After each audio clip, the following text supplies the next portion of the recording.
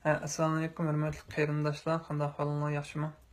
Mening ismim Aliyar Mehmet. Men Norvegiya turma. Yurtim G'ulji shahar.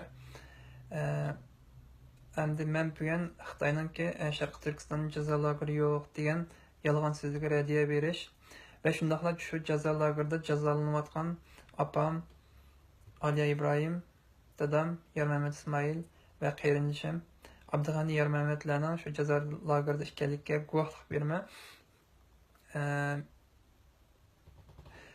Men opam 2016-yili taxminan 2-oy, 3-oy o'ttirlarda shu Xitoyning jazo lageriga elib kiritilgan. Uning sababi opam Qozog'istonga chiqib tijorat qiladi. Undan boshqa shu Saudiya Arabistoniga borgan haj uchun balkim shu sababni elib kirib ketgan. Inim Abdug'ani Yarmamat endi u hech qanday bir chet elga chiqqan tarixi yo'q. Ham uningki masalan dindimi, endi xabari yo'q, endi dindimi tuzak birini bilmaydi. Endi o'ynab yurgan bir bolda. Ham shunimi bir mezgil shu G'uljida kechada taloq chiqmaysizlar deb bir nim qilgan, bir bir qonun bor, bir ishni yo'lga qo'ygan. Bular shu kechda mang'an yerdan elib ketgan paytda shu tarbiyalash lageriga elib ketilgan. Endi dadam bilan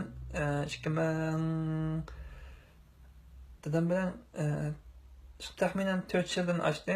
Dadam bilan hech qanday bir aloqa qilib boqmagan va dadam 4 yil burunla o'zi bilan aloqa qilmaslikni va biz yaxshi bo'lsak o'zining yaxshi ekanligini degan.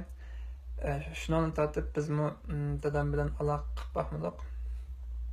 Lekin yaqinda olgan xabarimda dadam Yarmamat Ismoilning shu jazo lagerida ekanligining xabarini oldik.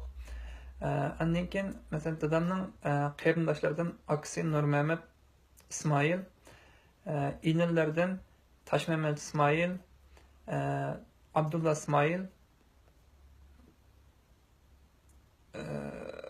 Said Ahmad Ismoil qatorliq 5 qarindishim shu jazo lagerida va ularning ayollarimi shu jazo lagerida va ularningki 15 yoshdan yuqori bolalarimi shu Xitoyningki jazo lagerida. 15 yoshdan tuvan bolalarning qayerda, qanday sharoitda, uningdan hech qanday xabarimiz yo'q.